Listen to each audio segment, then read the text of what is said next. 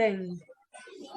You want me to Yeah, I refer to it? Anyway, does everybody know the difference between the Old Testament and the New Testament? Okay, so Old Testament. What marks? Old Testament. No, that's a good question. What marks the New Testament? Yeah, so okay, the Old Testament is everything before Jesus. New Testament is everything after Jesus. So old and new. And then in Judaism, the Old Testament is called the Tanakh. It's a Torah, Nevi'im, Ketuvim. Tanakh, like TNC, because it's Torah, Nevi'im, Ketuvim. So it's like, you know, T for Tanakh, N for Nevi'im, and K for Ketuvim. So Torah is the law, Nevi'im is the prophets, and Ketuvim is the wisdom books. So that's what the Old Testament is. The Old Testament is basically the same book as the Jewish Bible. Jewish Bible is number one, but then number two is Christian Bible. But within Christianity, the most important book is the Gospel of Matthew, which is the first of the 4 Gospels. Now, everybody knows, do you guys know that there are 4 Gospels? Matthew, Mark, Luke, John? Yep. Yeah, they were all written by different people, and some of them were Jesus's followers, as in disciples. Matthew was supposed to be a tax collector. Mark, I believe he was a Jew. Luke was some kind of doctor, and John was, I think he was just, John wrote the book of Revelation as well. I'm not sure what he was, but he might have been I don't know. But and then after the 4 Gospels, we have the book of Acts. We have Romans, Ephesians, Colossians, Thessalonians, Philippians. Those are, Acts is about the acts of the disciples after Jesus' death. So Jesus died. He was crucified at age 33. By the Pharisees and Sadducees, who are the teachers of the law in Judaism. So nobody crucified him except the Jews. The Romans are the ones who actually did the action, but the people of his own kind, the Jews, they condemned Jesus, and that's why the Roman leader said, "Okay, we'll crucify him." He didn't care. He's the Roman leader. Why does he care? So he asked the Jews, do you want to crucify him? And yes, they said yes. So they crucified him. And then after that, we see this guy named Paul, or who is actually named Saul. But Saul went on his way, and he was a Sadducee, and he was persecuting early Christians, the early Christian converts. And he was killing Christians. So one day, Jesus appeared to him and said, Saul, what are you doing? And that was when Saul changed his name to Paul, and he claimed to everybody in the early Christian community in Israel that he had a vision of Christ. And he said he was so moved by it that he moved to Greece and Rome, and he wrote all those letters to groups of churches in Greece and Italy. So Ephesians, Thessalonians, Philippians, those are all letters to the people in Greece. So yeah, that's what the New Testament is. And then it ends with Revelations. And Revelations is just this, wow, it's mystical book about how heaven will look, and it was written again by the book of John, who wrote the book of the Gospel of John.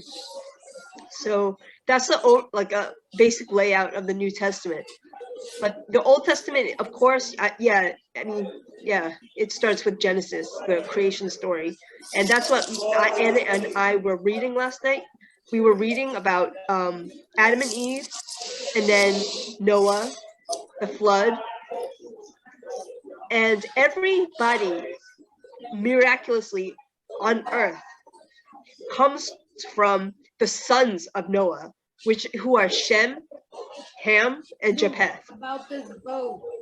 How did he? Oh yeah, you want the boat? It doesn't matter about the boat. You could reconstruct it later. Okay, she can build her own boat. She's an engineer. But so anyway, yeah. So Noah had 3 sons, and they were the only people who survived the flood. So it was Noah. They had wives. Ham, Japheth, Noah's wife, and the wives of Shem, Ham, and Japheth. And they say that Shem is the father of the Hebrews. Oh. Ham is the father of the Canaanites, or Canaan, which start in Egypt. In Egypt is in the New Testament, in the Old Testament, Egypt is called Mitzrayim. Today, it's known as Masr by Arabs. Isn't that true? Baha, right? It's Masr. Yeah. So.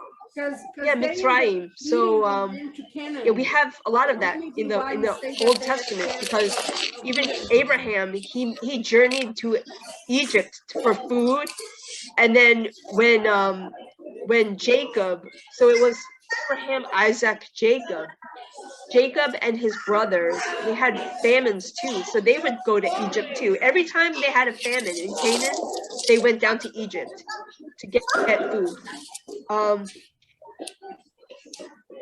And actually, according to the Gospel of Matthew, Jesus also spent time in Egypt, although he was born in Bethlehem. Bethlehem was in Israel, but when Caesar was out to kill him, Herod was out to kill him. Joseph, Mary, and Jesus went to Egypt to hide for a while. So they said that what the prophet said was true. Out of Egypt have I called my son. So we have this like obsession with Egypt in the Old Testament. Yeah, and so much of our readings in Genesis are going to be based in Egypt, just like Moses came from Egypt. Where is Canaan? What? Where is Canaan? Canaan? Oh, Canaan is Israel. Canaan is the land that God gave from the Canaanites to Abraham. Is the one that it was originally in Mesopotamia? No. Mesopotamia is way something else. Yeah. But Canaan, the Euphrates River joins it. Palestine, and Mesopotamia is close to it, right? Yes, it's on the other side of the Euphrates River. Mesopotamia is probably on the northeast. Northeast, and yeah. So then you got the Tigris and Euphrates, and then you got the Canaan, and you got the Negev, the Negev desert, joining Canaan and Egypt, and that's all of Canaan. That's Israel. They have Gaza, like the Gaza Strip. You've heard.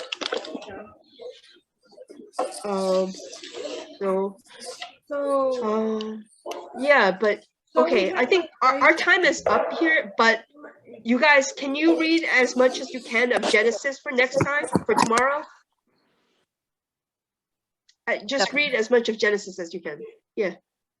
Sure. Okay, yeah. I don't know what happened to Miss Ore, but okay. Yeah, so just try to read as much as Genesis as you can. It's actually in Hebrew. It's called Bereshit. This is in. Be is in the beginning. Bereshit. So I'll see you guys tomorrow at the same time, 7:30. And we'll congregate every day at 7:30. But on Sunday, we'll give each other a break and just have commune. We won't have a strict Bible study. We'll just talk because it's the Sabbath for Christians. Okay, so thank you for joining. And